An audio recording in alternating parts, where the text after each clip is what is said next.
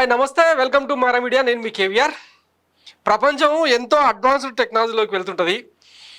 ఇప్పుడు మనం 5Gలో ఉన్నాం, ఇంకా అడాప్ట్ చేసుకోలేదులే, కానీ భారతదేశం 5Gలోకి మారబోతుంది. జపాన్ లాంటి advanced countries 8th generation 10th జనరేషన్లోకి ఆవిష్కరణలు జరుగుతున్నాయి. ఇప్పుడు ఈ సోదంతా ఎందుకు చెప్తున్నానంటే, ఈవీఎంల స్కామ్ గురించి, the world biggest ever scam in Andhra Pradesh and in India. దీని గురించి ఆల్రెడీ ఇప్పటికే పొంగాను కథనాలు వచ్చినాయి. ఉండవల్లి అరుణ్ కుమార్, తర్వాత గతంలో చంద్రబాబు గారి ప్రభుత్వంలో ప్రభుత్వ సలహాదారుగా పనిచేసిన పరకాల ప్రభాకర్ లాంటి వాళ్ళు మాట్లాడిన సందర్భం చూసినాం.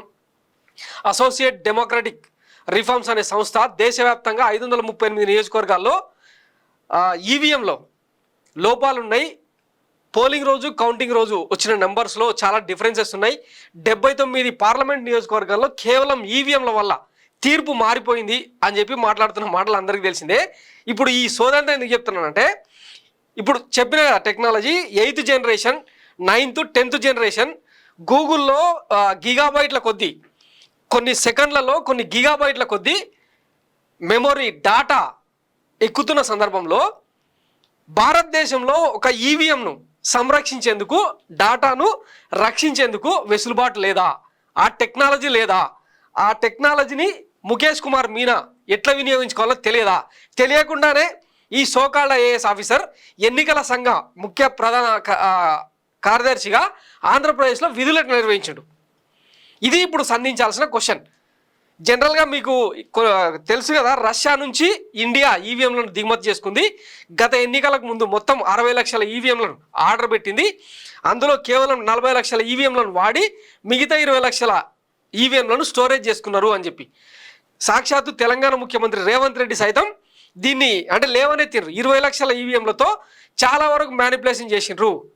ఒక్క ఆంధ్రప్రదేశ్లోనే 49 లక్షల ఓట్లు తారుమారయ్యాయని చెప్పి లెక్కలు కూడా చెప్తున్న తరుణంలో వాటన్నిటినీ అంటే నెక్స్ట్ ఎలక్షన్స్ 2029 సార్వత్రిక ఎన్నికల వరకు నిక్షిప్తం చేయాల్సిన అవసరం ఉన్న తరుణంలో డాటా మీన్స్ ఇక్కడ ఓన్లీ చిప్పులలో ఉండే డాటాను స్టోరేజ్ చేయడానికి ఎంత ఖర్చు అవుతుంది? మహా అయితే ఒక మొబైల్లో ఉండే 256 GB డాటా సరిపోతుంది. ఇది నిపుణులు చెప్తున్న వాస్తవం. ఆ వెసులుబాటు అంటే అంత ఖర్చు కూడా భరించలేని స్థితిలో ఉంది ప్రభుత్వం. అందుకే చెప్తూనే ఉన్నాం కదా, రోజు ఫస్ట్ ఆఫ్ ఆల్ ప్రభుత్వం మారిపోయిన తర్వాత ఈవీఎంల మీద ఫస్ట్ స్పందించింది మైరా టీవీ. మొదటి నుంచి చెప్తున్నాం, ఇది ప్రజా తీర్పుతో ఏర్పడ్డ ప్రభుత్వం కాదు, ఈవీఎం తీర్పుతో వచ్చిన ప్రభుత్వం, ఏర్పడిన ప్రభుత్వం. సో దీనికి తగ్గట్టు రోజుకు అంటే వచ్చిన అప్డేట్స్తో స్టోరీస్ చేస్తూ వస్తున్నాం. ఇప్పుడు మాకు వచ్చిన కొత్త డౌట్ ఏంటంటే, మొత్తం అంటే ఆంధ్రప్రదేశ్లో 175 అసెంబ్లీ నియోజకవర్గాలు, 25 పార్లమెంట్ నియోజకవర్గాలకు సంబంధించిన డేటాను నిక్షిప్తం చేసేదానికి వెసులుబాటు దొరకలేదా ముఖేష్ కుమార్ మీనాకు? కేవలం అంటే 20 రోజుల వ్యవధిలోనే డాటా మొత్తాన్ని ఎరేజ్ చేయమని, డిస్మాంటిల్ చేయమని చెప్పి, ధ్వంసం చేయమని ఎట్లా ఆదేశాలు ఇస్తారు? దీనికి సమాధానం చెప్పాల్సింది. ఇప్పుడు ఫర్ ఎగ్జాంపుల్ మన మొబైల్లో తీసుకుంటే క్లౌడ్ స్టోరేజ్ అనే ఒక ఆప్షన్ ఉంటుంది. మీకు రెగ్యులర్గా అంటే ఫోటోలు లేదంటే ఏమైనా వీడియోలు అన్ని డౌన్లోడ్ చేసుకుంటున్న క్రమంలో, లేదంటే మీరు ఎక్కడికైనా బీచ్కో దేనికో పోయినప్పుడు వీడియోలు తీసుకుంటే వాటిని గూగుల్ డ్రైవ్లో స్టోరేజ్ చేసుకుంటాం. దానికోసం కొంత అమౌంట్ కడితే, పర్ యానం ఇంత అని కడితే గూగుల్ వాడు స్టోర్ చేసుకునే వెసులుబాటు మనకి ఇస్తాడు. మరి అట్లాంటిది వీళ్ళకు ఇయ్యలేదా? అంటే ఏం చెప్పదలుచుకున్నారు?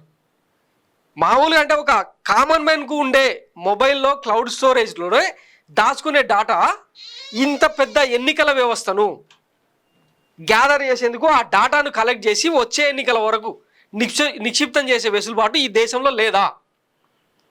దీనికి సమాధానం చెప్పాల్సి ఉంది. ఎందుకంత భయం?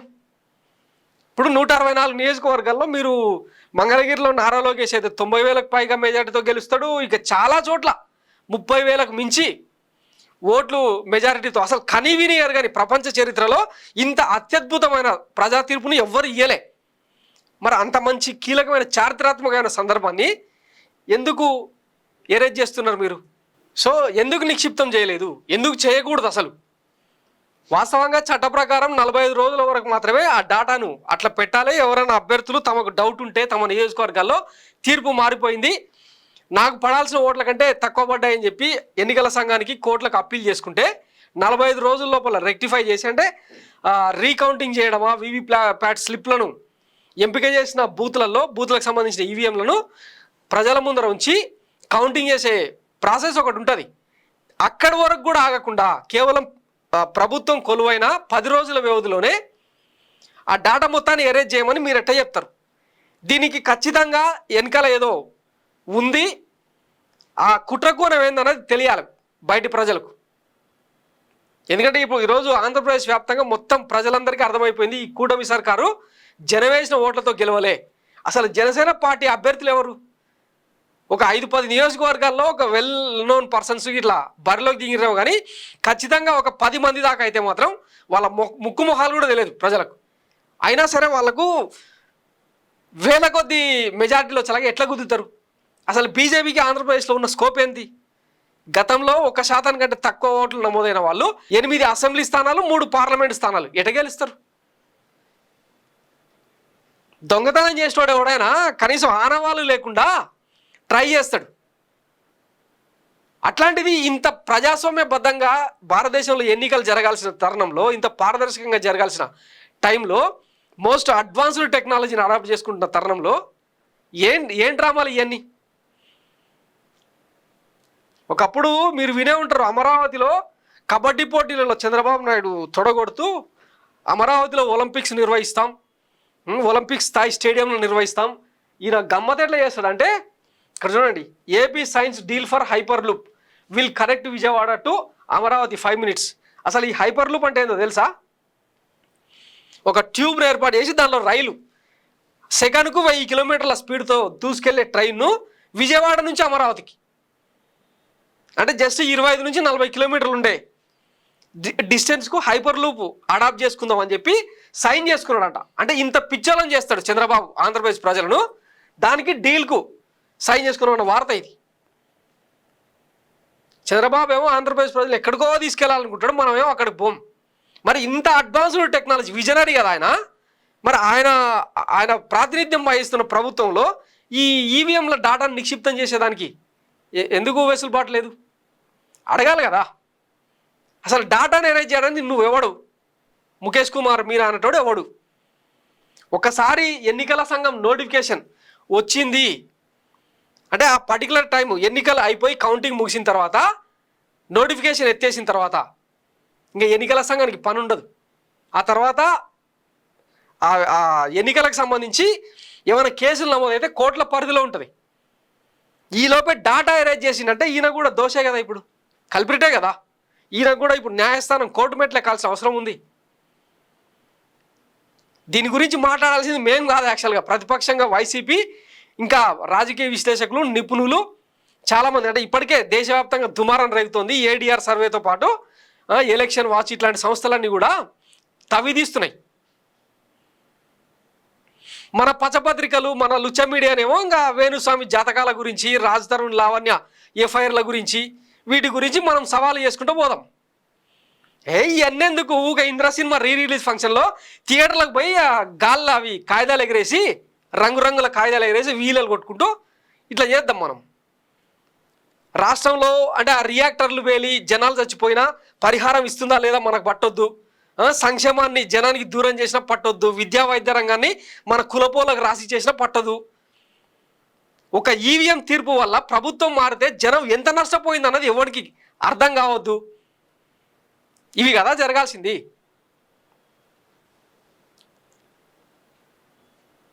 చూస్తున్న ప్రతి ఒక్కరికి ఇదే సవాల్ అనమాట. మీ మొబైల్ ఫోన్లలో మీకు కూడా క్లౌడ్ స్టోరేజ్ ఉంటుంది కదా, ఎంతెంత డాటా ఎంతెంత జీబీలలో డాటా స్టోరేజ్ అయి ఉంటుంది. అట్లాంటిది ఈ ఈవీఎంలను ఎందుకు నిక్షిప్తం చేయలేకపోయినరు? ఈవీఎం మొత్తాన్ని అవసరం లేదు, దాంట్లో ఒక మైక్రో చిప్ ఉంటుంది.